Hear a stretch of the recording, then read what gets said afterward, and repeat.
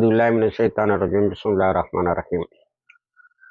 அன்பார்ந்த நேயர்களே,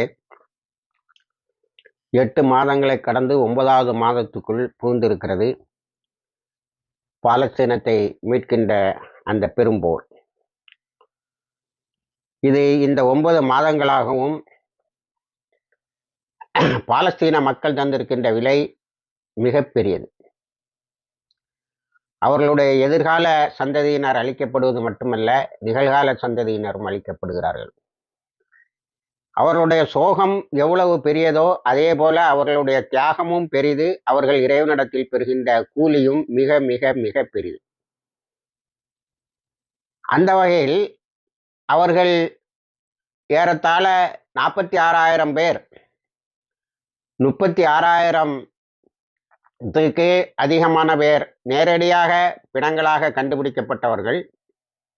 11,000 பேர் இடிபாடுகளுக்கு இடையே சிக்கி கண்டுபிடிக்க முடியாமல் போனவர்கள்.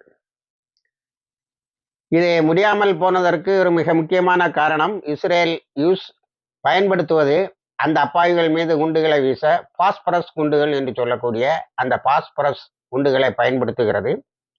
இந்த பாஸ்பரஸ் இந்தியாவில் எப்படி அறிமுகம் என்று சொன்னால், குஜராத்தில் ஏற்பட்ட மிகப்பெரிய நிலநடுக்கத்துக்கு பிறகு அந்த இடிபாடுகளுக்கு இடையே இருந்த பிணங்களை மீட்க முடியாமல் அவை அழுகி அதிலிருந்து விஷக்கிருமிகள் வெளிப்போந்தன என்பதனால் இந்த பாஸ்பரஸை உள்ளே தூவிவிட்டால் அவை பொசுங்கி போகும் என்பதற்காக பயன்படுத்தப்பட்டவை.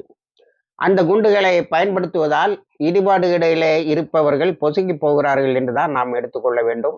காசா பகுதிகளில் இப்படி 46,000 உயிர், அதில் குறிப்பாக 15,000 குழந்தைகள், 10,000க்கு மேற்பட்ட பெண்கள், 500க்கு மேற்பட்ட மருத்துவர்கள், 464 பள்ளிக்கூடங்கள், மருத்துவமனைகள் என்று அளிக்கப்பட்ட நிலையிலும் மிகப்பெரியதொரு மாற்றத்தை இந்த உலகத்திற்கு இது கொண்டு வந்திருக்கிறது என்பதுதான் நோக்கர்களின் கணிப்பு. நாமும் அதையே நம்புகிறோம்.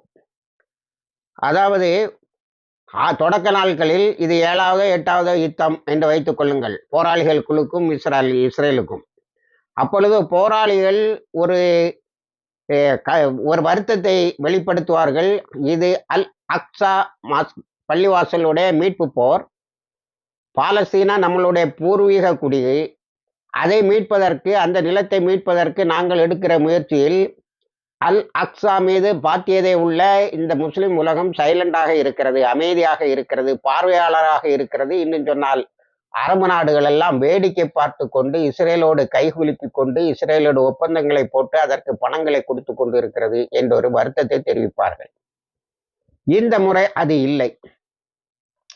இந்த முறை 6 போராளிகள் குழுக்கள், இஸ்ரேலுக்கு காசா பகுதிக்குள்ளாலேயே 13 போராளிகள் குழுக்கள், அண்மையிலே வந்த நாசர் சலாஹுதீன் பிரிகேட் கூட சேர்த்து கொண்டால் இவ்வளவு போராளிகள் குழுக்கள், 13 போராளிகள் குழுக்கள் ஒன்றாய் நின்று சண்டையிடுகின்றன. அவற்றில் மிக அதிகமாக வெளிப்பட்டது இந்த 8 மாதங்களிலும் என்னவென்று சொன்னால், இவர்களிடத்தில் இருக்கக்கூடிய சுப்பீரியர் ஆர்மரி என்று சொல்லக்கூடிய ஆயுத பலத்தில் இவர்கள் அனைவரையும் மிஞ்சி நிற்பது. இந்த ஆயுத பலத்தில் 2 வகைகளை நாம் கவனிக்க வேண்டும். ஒன்று, ஆயுதங்கள் மிக மலிவான விலையில் தயாரிக்கப்படுகின்றன.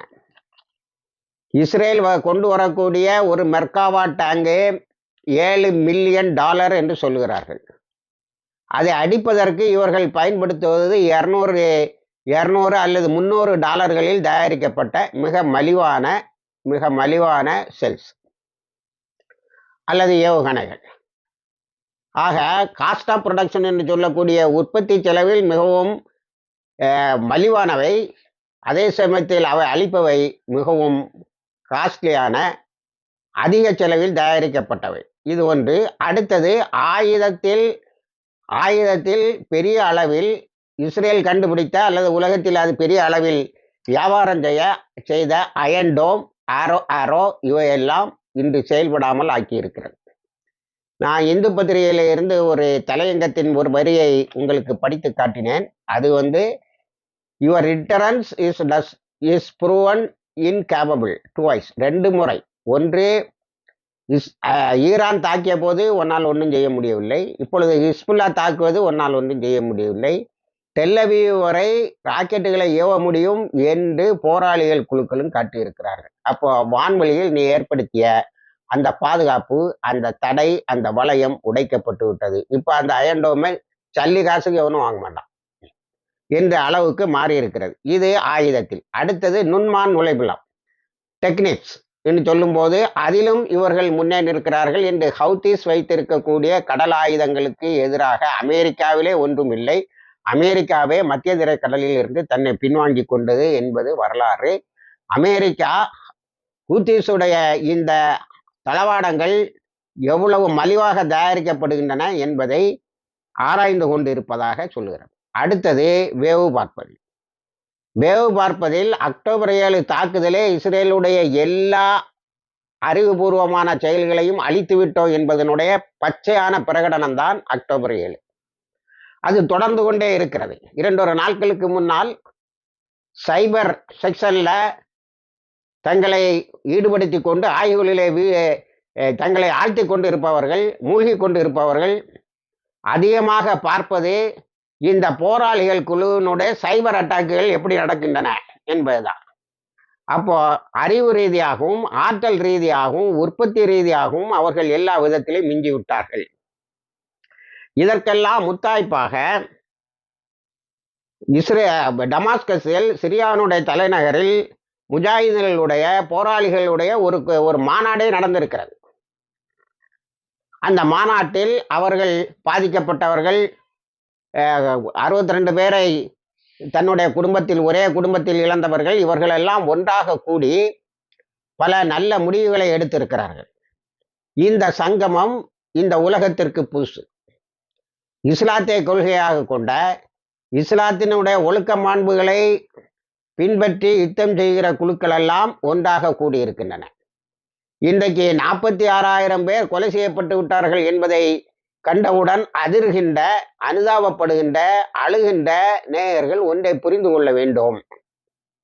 ஆனாலும் போராளிகள் குழு ஒரு அப்பாவியை கூட கொலை செய்வதை அவர்கள் விரும்பவில்லை, செய்யவில்லை.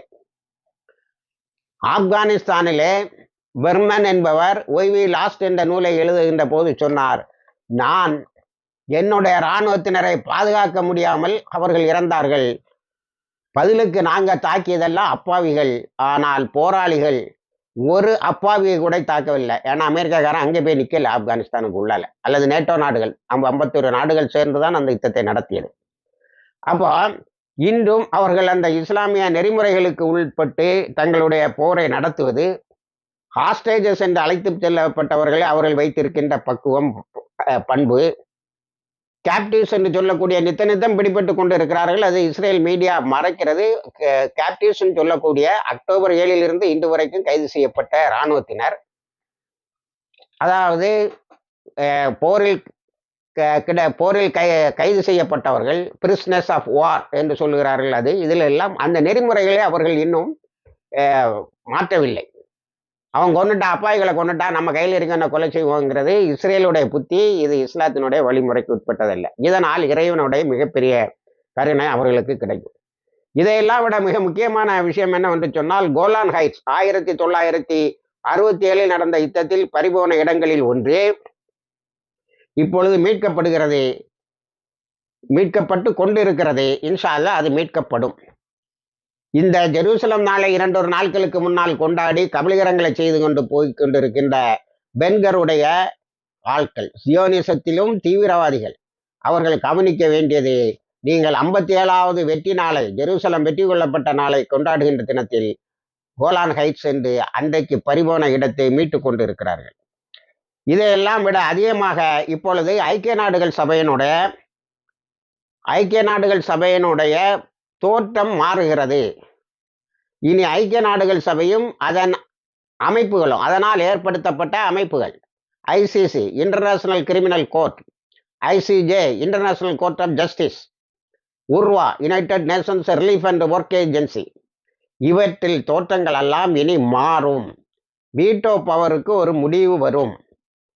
ஏனென்று சொன்னால் இதில் அமெரிக்கா ஐசிசி வாரண்டை புட்டினுக்கு யூஸ் பண்ணுவதற்கு 3 வாரம் எடுத்துக்கொண்டது. இன்னும் அந்த வாரண்டை நத்தியானுக்கும் ஹெல்விக்கும் கேலண்டுக்கும், இப்போ ஹெல்வியை விட்டு விட்டார்கள், கேலண்டுக்கும் ஜோ கேலண்டுக்கும் இது பிடிவாரண்டை பிறப்பிப்பதை தடை செய்வது மட்டுமல்ல, அதற்கு சாங்ஷன்ஸ் என்ற பொருளாதார தடையும் விதித்திருக்கிறார். இப்போ அமெரிக்காவினுடைய முழு முகமும் வெளியே தெரிந்து விட்டது. இதில் என்னன்னா, நம்ம 4-5 பேருக்கு தெரிஞ்சுக்கிட்டதுங்கிறது இல்லை, அல்லது இஸ்லாத்தையோ அதை பின்பற்றுகின்ற முஸ்லீம்களுக்கோ தெரிந்து விட்டது என்றது இல்லை. அமெரிக்காவினுடைய பல்கலைக்கழகங்களின் கடைசி மாணவன் வரைக்கும் அதை தெரிந்திருக்கிறான். அதற்கு எதிராக போராடுகின்றான். வெறுமனே கொடி பிடித்து கோஷம் போடுவதல்ல, புத்தகங்களை வெளியிடுகிறார்கள். நேற்று பிரான்ஸ் நாட்டில் ஒரு புத்தகம் வெளியிட்டிருக்கப்பட்டிருக்கிறது, என்சைக்ளோபீடியா ஆஃப் காசா கில்லிங்ஸ். காசாவில் நடந்த படுகொலைகளினுடைய கருவூலம் என்று ஒன்றை உருவாக்கி இருக்கிறார்கள், வெளியிட்டு இருக்கிறார்கள். ஒரு ஜெய்தூன் மரம் வெட்டப்பட்டால் கூட, அழிக்கப்பட்டால் கூட, குண்டு வெடிப்பில் அழிந்தால் கூட அதையும் பதிவு செய்கின்ற பழக்கம் காசா ஹெல்த் மினிஸ்ட்ரிக்கு இருக்கிறது. அவற்றையெல்லாம் புத்தகமாக போட்டு மாணவர்கள் தங்களுக்கிடையே அதை கொண்டு சென்று கொண்டு இருக்கிறார்கள்.